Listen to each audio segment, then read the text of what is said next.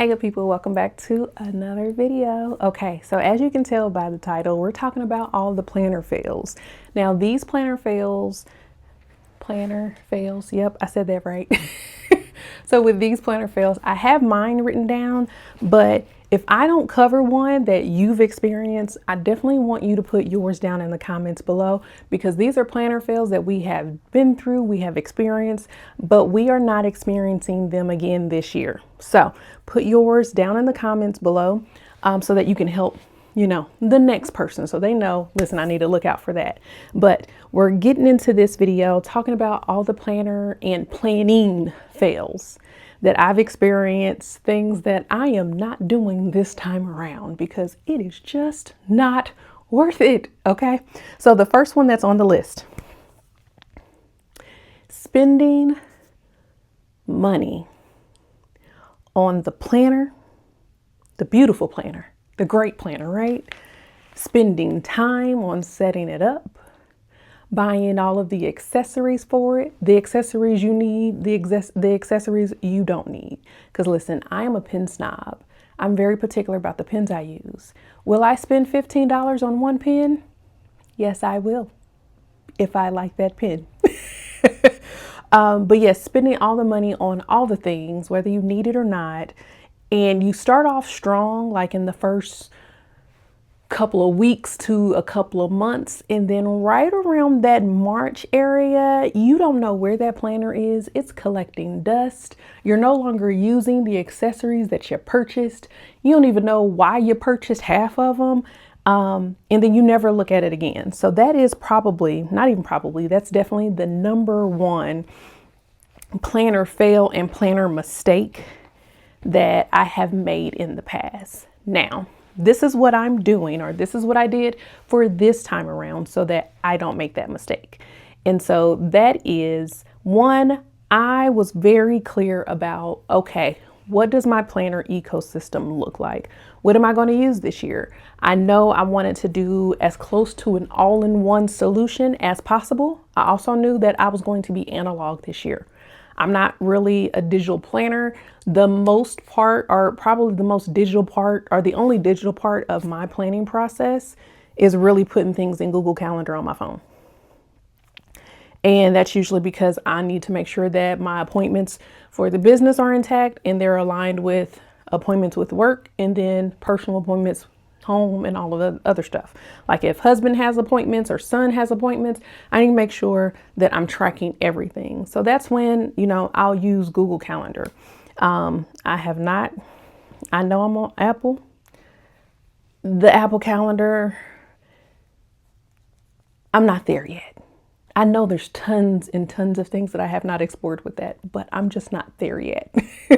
But if that's your thing, give me some tips in the comments below. I am open to it. But Google is just so easy because it can integrate with work stuff, business stuff, and home stuff. So that's why I like Google. But yes. So, yeah, I got really clear on how I was going to plan this year. I have my all-in-one solution. Actually, hold on one second. Let me grab it. That was a train ride, wasn't it? All right. Okay, so for my planning situation, and I did a video on this, so you know what I purchased already if you've seen that video, but if not, I'm going to show you.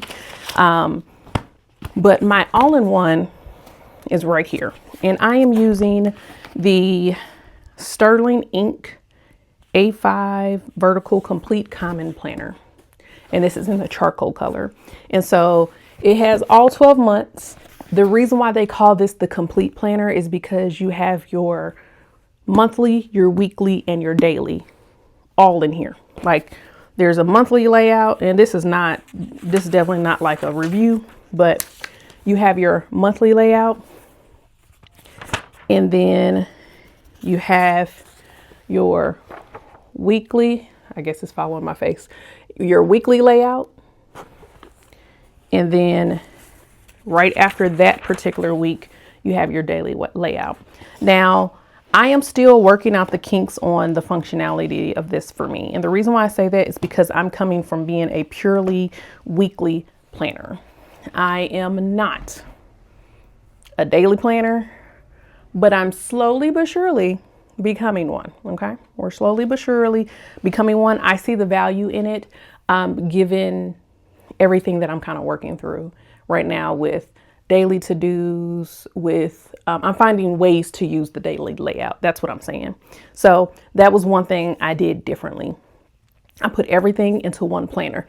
The only caveat to that is that I also have a content planner, and that's because I write out my content. And so I'm handwriting outlines, notes, things I want to say for specific videos and things of that nature.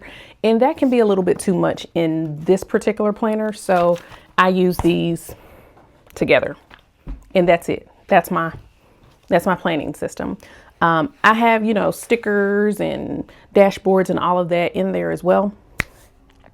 And that's pretty much the extent of the planner situation. And yes, I do have it in a Louis Vuitton desk agenda. Now, I've been wanting this for I don't know how long, right? But I can use this in either the planner or a notebook. So this is always in use. Now, whether or not it's a planner or notebook in here, last year was a different story. But this year, this is the home of the planner, and that's it. Okay. So that would be the first planner fail, and I refuse to make that fail again. Like, I'm not going to stop using this, even if for some reason parts of it doesn't work out. I'm going to find a way to use it, because the other thing is, this is not in.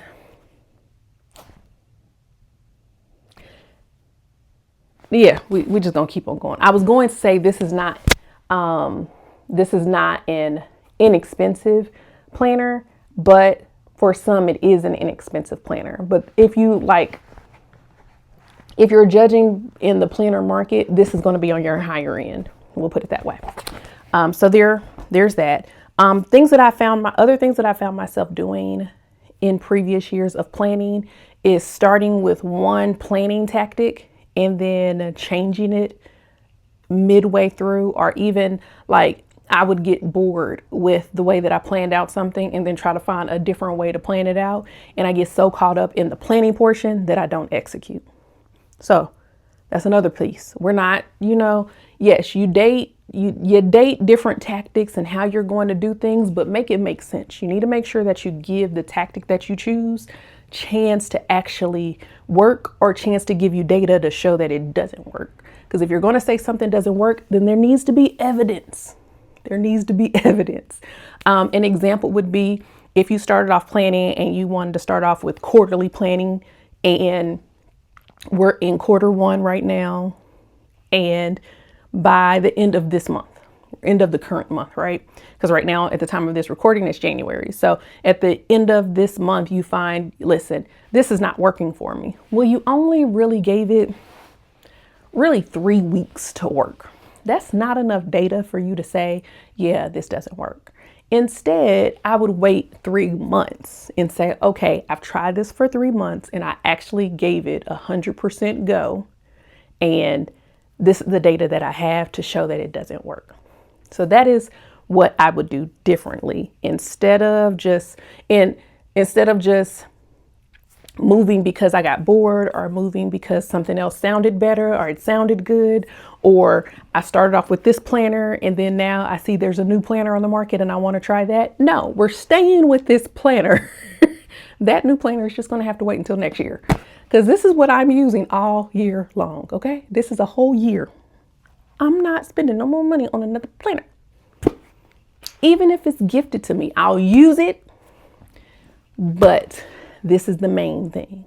Like, I'll use it to try it out to see, is this something, or, sometimes what I'll do is, if I see that there is a planning method that I really, really like, especially with me, because I used to be a bullet journaler. And so that afforded me the flexibility to kind of change out my layout every time, like every week, really. But now I don't really have the time to play around and, do all that. So instead, what I'll do is I will just find the layout And I'll see if it's a way for me to incorporate it into this particular planner, because this planner will afford you flexibility to kind of figure out how you want to use the spreads that are in here. All right, so that's number 2, finding other planning tactics, and then, going off into a tangent, into a rabbit hole, and you never get out and you get stuck planning and you don't execute. We're executing this year. The next one would be going back to old habits and being reactive. My goodness. Listen, we are both guilty of that. Now, me, I am one who coaches people on how to, execute, how to make good plans and how to execute on them. But there are times where, you get stuck in a rut, or you get caught doing old habits or going back to old routines, or you're being reactive because you stopped looking, you stopped planning, you stopped doing the weekly reset routine. So we're going to stop doing that. We're going to stop doing that. That would have me in a chokehold all the time, because and it's like every single week that would happen. It's like, man, I didn't spend the time to reset my week, and that's the reason why I'm in this predicament now. But I would say that, but wouldn't change it. This time we're not going to be in that predicament, because guess what? Every Saturday is a reset day, and we're resetting the planner. And that's just that. We're doing our weekly review. We're doing our accountability meeting, and it's going to get recorded. All right. So the 4th one, we play ourselves. Okay. For me, I was playing myself, convincing that I needed to try, not only just a new system or a new planner, but I also was like, hey, maybe I need some new accessories. I need to buy some more stuff. That overconsumption and it just wasn't worth it. Like, do you really need that new pen when the pen you've been using still has a lot of ink in it, and you also bought ink refills? Okay, so we're not doing that. And then not only that, in as far as the overconsumption, but also the what is it? What's the word I want to use? We'll just say making the plan, but not sticking to the plan. And this kind of is, it's connected to the whole finding other planner tactics point that we made. But this one is like, instead of the way that I'm going to approach the plan, this is more so creating the plan, but just not executing on it. Like, I would get into modes where I was over planning, or I was addicted to planning. But then when it came to executing, I choked up, or I found excuses as far as the reason why I couldn't execute. And it was never my fault. It was always somebody else's fault. I don't know if you've experienced that, but yeah, we're not doing that this year. We're not doing that this year. This time around. So we're definitely going to move forward when it comes to actually executing on the plan. You're going to execute on the plan, because this time it's going to work. This time it's going to work. We're confident executors now. We're very clear on what it is that we're doing, why we're doing it. We know that we don't have to worry about the outcome, because the outcome is out of our hands. The outcome is not our business. The only thing that's our business is the inputs. And so that's the only thing we really got to work on, is making sure we have clear inputs and we have a schedule for those inputs. I'm saying this not only to you, but I'm also saying it to me too. So we're in this together. We're going to do it together. Okay.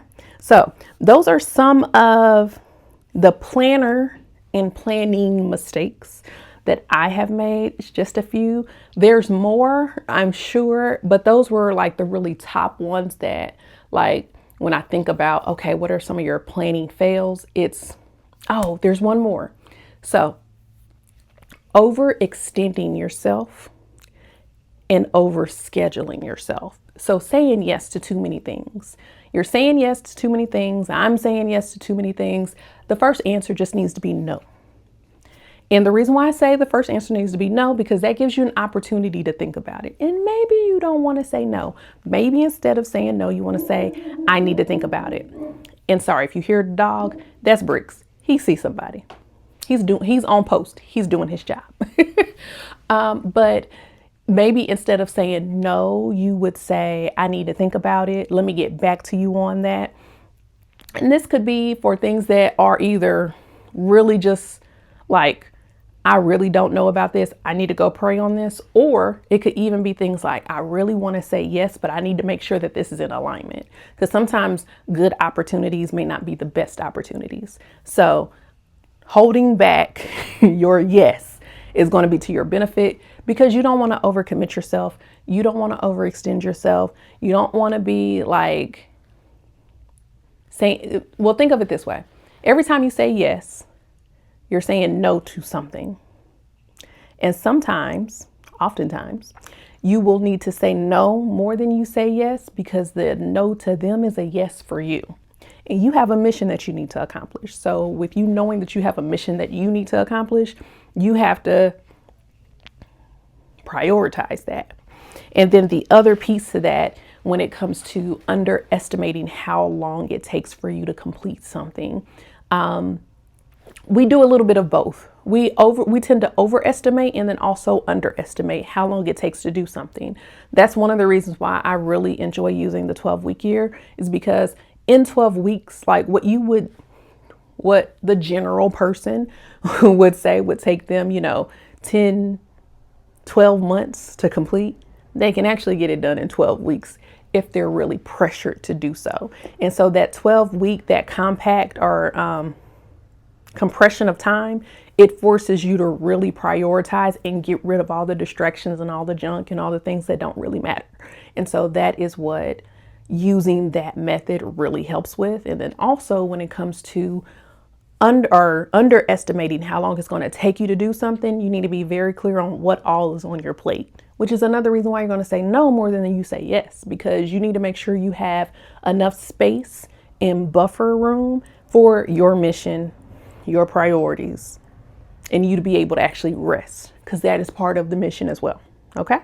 So that, I think now is going to be all of the planner and planning fails that I share with you right now, or for now in this video. But if you found this to be helpful, let me know. Again, put your planning and planner fails down in the comments below so we can help the next person out. Thank you. And I'll see you in the next video. Bye. Was that the millennial? I think that was. Oh, that was so millennial of me. Anyway, I'll see you in the next video. Goodbye.